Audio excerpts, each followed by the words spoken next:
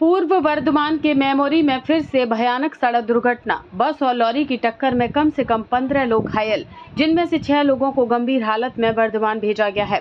स्थानीय लोगों ने सड़क जाम कर दिया है। रविवार को पूर्व वर्धमान जिले के मेमोरी में फिर से भयानक सड़क दुर्घटना हुई है, जिसमें बस और लॉरी की टक्कर हो गई है। इस दुर्घटना में 15 लोग घायल हुए हैं, जिनमें से 6 लोगों को गंभीर हालत में वर्धमान भेजा गया है। इस हादसे के बाद गुस्साए स्थानीय लोगों ने सड़क जाम कर दिया है और वे स्पीड ब्रेकर लगाने की मांग कर रहे हैं। এলাকা 15 নম্বর ওয়ার্ড, এখানে ফায়ার ব্রিগেডের সামনে একটা লরি আর একটা বাসের সঙ্গে অ্যাক্সিডেন্ট হয় এবং অ্যাক্সিডেন্ট বাসের দোষ, বাস এসে লরিটিকে মারে। সেখানে বাসের যেসব প্যাসেঞ্জার ছিল তারা 15 জন ইঞ্জুরি আছে এবং তাদের মধ্যে মানে ভারী ইঞ্জুরি 4-5 জন আছে। কারো মুখ, কারো হাত, কারো ফ্র্যাকচার হয়েছে। 6-7 বছরের বাচ্চা আছে, 4টে ইঞ্জুরি আছে, ফুল ইঞ্জুরি আছে। এবং আমরা এখানে আজকে অবরোধ করেছি। এর আগেও আমরা দীর্ঘ 1 বছর ধরে এখানে 12টা অ্যাক্সিডেন্ট হয়েছে। 12টা অ্যাক্সিডেন্টের মধ্যে 4টে মারা যায়। এবং পুলিশকে চাপ দিয়ে, পিডব্লিউডিকে চাপ দিয়ে অবরোধ করিয়ে আমরা হাম করিয়েছিলাম 1 বছর আগে। যে হামটি পুলিশ বর্তমানে মেমারি থানার ওসি এবং মেমারি থানার সমগ্র অফিসার থেকে এবং পিডব্লিউডি থেকে এখানে রাত্রে 11টার সময় হাম তৈরি করা হয়েছিল। এবং ওই দিনই রাত্রেবেলায় পুলিশ এসে আবার তড়িঘড়ি জিসিবি দিয়ে ওই সমস্ত হাম, যে হামটি মেমারি মায়ের কোল থেকে কদমপুকুর ফায়ার ব্রিগেড পার করে তৈরি করা হয়েছিল, সেই হামটি পুলিশ দাঁড়িয়ে থেকে রাত্রে 2:30-3টের সময় এসে হাম তুলে দেওয়া হয়।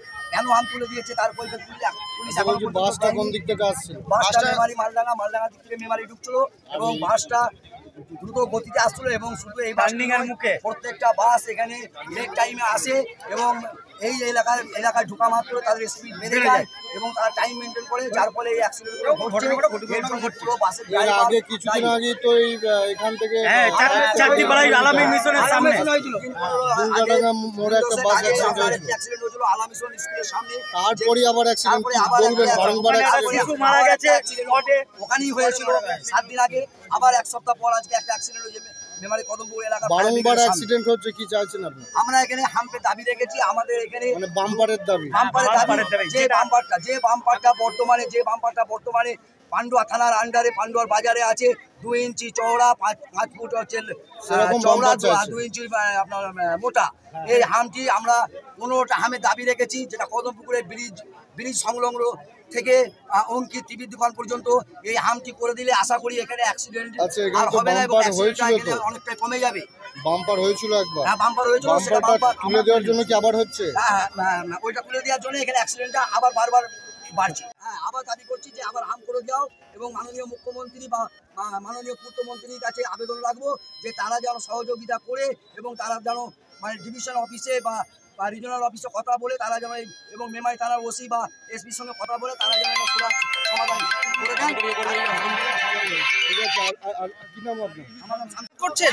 আমরা অবরোধ করব, যে আমাদের এখানে হাম তৈরি করতে হবে, তবে আমরা ছাড়ব না। পুলিশ প্রশাসন অ্যাক্সিডেন্ট হয়েছে, কি করছেন আপনারা? আমরা অবরোধ করছি, মানে বাম্পারের দাবি নিয়ে অবরোধ। আজকে কি হয়েছিল? হাম দরকার ভাই, তাহলে হবে না। দাদা আজকে কি হয়েছিল? দীর্ঘদিন অ্যাক্সিডেন্ট হচ্ছে, দেখতে পাচ্ছ তুমি। কতক্ষণ ধরে অবরোধটা করছেন এখন অবধি? এই তো চলছে এখন। যদি আপনাদের দাবি পূরণ না হয় কি করবেন? তুলে দেবো। অবরোধ এখানে গাড়ি সব অবরোধ করে দেওয়া হবে। কি নাম আপনার? কি নাম আপনার? এখানেই বাড়ি নাকি? দাদা কি হয়েছিল বলুন তো? বাসটা জল পড়ছিল, বাসটা উড়ে আসছিল, বহুত স্পিডে আসছিল।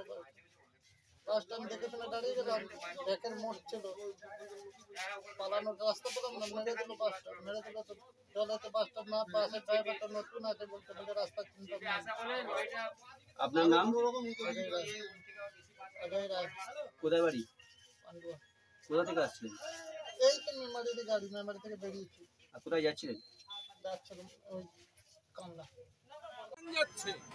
এবং বাস তাদের সময়সীমা ঠিক করেনি, সময়ের কারণে 20 টাকা বাঁচাবার জন্য কিভাবে ছুটে যাচ্ছে এই জায়গাটা এর আগের দিন একটা শিশু প্রাণ হারিয়েছে এবং দুজনের হাত কেটেছে, একটা মেয়ে তার ভবিষ্যৎটা নষ্ট হয়ে গেছে। এইভাবে বারংবার এই ঘটনা ঘটছে। তাই আমি ঘোষণা দিলাম এখানকার নেতা হিসেবে, একজন তৃণমূলের কর্মী হিসেবে আমি ঘোষণা দিলাম আজ থেকে যতক্ষণ না এখানের ব্যবস্থা করবে এই রাস্তায় গাড়ি চলবে না। কি হয়েছিল?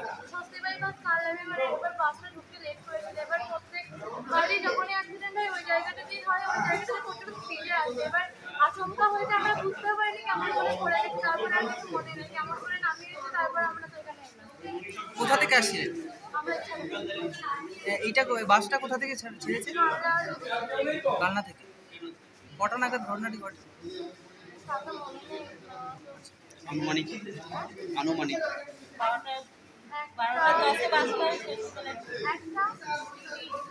কতজন আহত হয়েছে?